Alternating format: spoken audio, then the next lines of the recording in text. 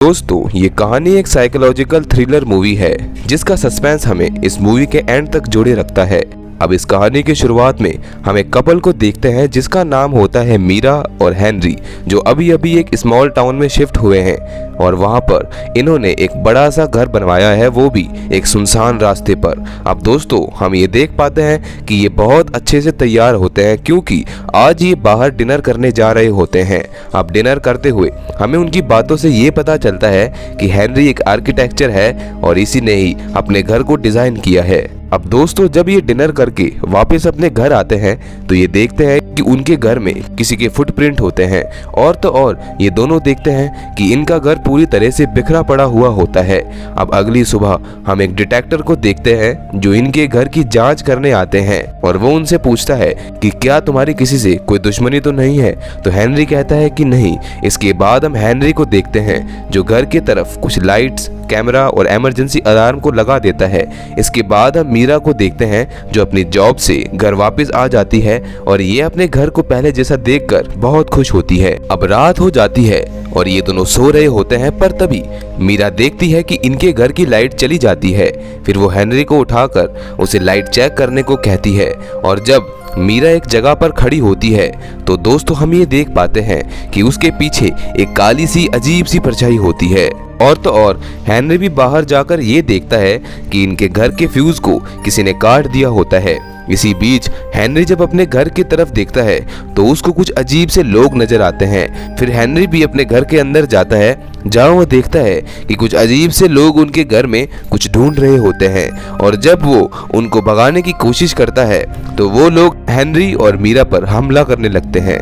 पर दोस्तों ये दोनों यहाँ से भाग जाते हैं। अब हम अगली सुबह मीरा और हेनरी को एक रेस्टोरेंट में बैठा देखते हैं जहां ये उसी डिटेक्टर का इंतजार कर रहे होते हैं। पर तभी वो डिटेक्टर भी आ जाता है और इनसे कल गुजरे हुए पल के बारे में पूछता है तो ये उनको सब कुछ बताते हैं।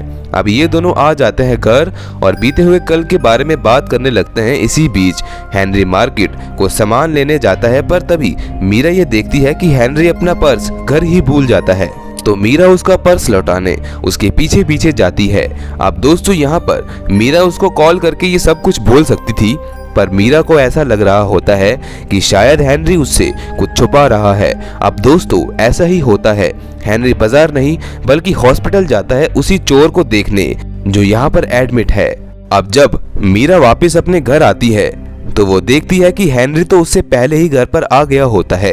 अब अगली सुबह जब मीरा ऑफिस जा रही होती है तो उसे बाहर डिटेक्टिव मिलता है और वो मीरा को बताता है कि जो चोर हॉस्पिटल में एडमिट था उसकी मृत्यु हो गई है। अब दोस्तों मीरा को पता चलता है कि जिस टाइम हेनरी घर से बाहर गया होता है उस चोर की मृत्यु भी उसी वक्त हुई होती है। अब ये सोच सोच कर उसके विचार और भी ज्यादा गहरे होते जा रहे होते हैं। अब मीरा हेनरी के कार में कल रात की लोकेशन ऑन करती है और पहुंच जाती है उसी लोकेशन पर जहां वो देखती है कि उस चोर और उसकी बेटी की फोटो होती है। अब वो यहाँ पर वो अपने हाथ में कैमरा पकड़कर घूम रही होती है कि तभी वहां पर एक आदमी आता है। दोस्तों उसको ऐसा लगता है कि शायद उसकी वो वीडियो बना रही है। इसी तरह से वो आदमी मीरा से कैमरा ले लेता है और तोड़ देता है। मीरा भी जैसे तैसे करके अपना कैमरा उठाकर घर वापस आ जाती है और वीडियो कैमरा को प्ले करती है तो वो उसमें एक चोर को देख पाती है जहां उसे ये पता चलता है कि वो चोर सारी चीजों के लिए हेनरी को जिम्मेदार बताता है।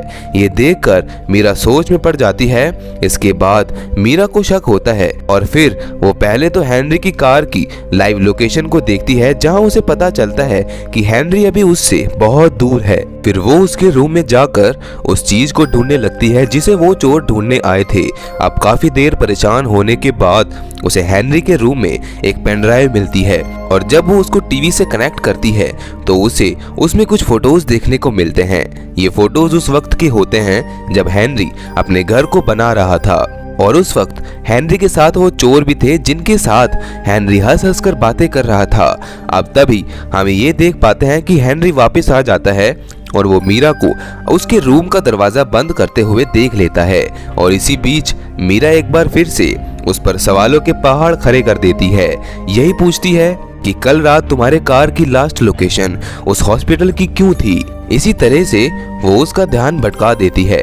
अब दोस्तों आजकल इनके बीच में काफी झगड़े हो रहे थे, तो ये एक रात को अपने घर में एक पार्टी रखते हैं जिसमें ये अपने सारे दोस्तों को इनवाइट करते हैं। और इसी बीच पार्टी के दौरान मीरा को न्यूज से ये पता चलता है कि एक वर्कर के घर कुछ मरे हुए कुत्ते मिले हैं, और तो और उसे ये भी पता चलता है कि इनके पीछे उन्हीं वर्कर्स का हाथ है।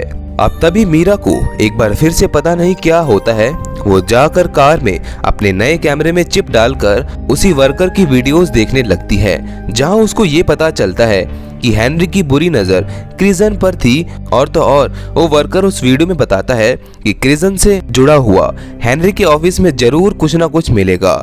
अब उस वर्कर की वीडियो सुनकर मीरा भागते हुए हेनरी की ऑफिस में जाती है और ऑफिस के मैप को निकालकर कुछ ढूंढने लगती है, जहां पर उसको 3 चैम्बर देखने को मिलते हैं, जिसमें 2 चैम्बर तो उसके सामने होते हैं और तीसरा चैम्बर कहीं छुपा हुआ होता है। इसी तरह से उसको एक कबर्ड के पीछे छुपा हुआ स्विच बोर्ड मिलता है, जिसको दबाने के बाद उसके जस्ट पीछे का दरवाजा खुल जाता है।